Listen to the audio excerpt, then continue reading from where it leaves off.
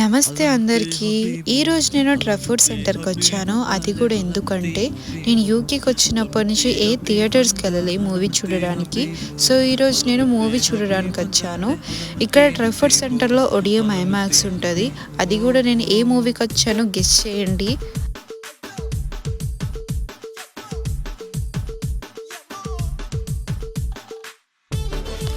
ఇక లోపలికైతే వెళ్ళిపోయినాం. మా పాస్ చూపించి మేమైతే కాసేపు ఫ్యామిలీ తోటి ఫొటోస్ అలా దిగేసి ఇక మూవీ చూడడానికి రెడీ అయిపోయినాం.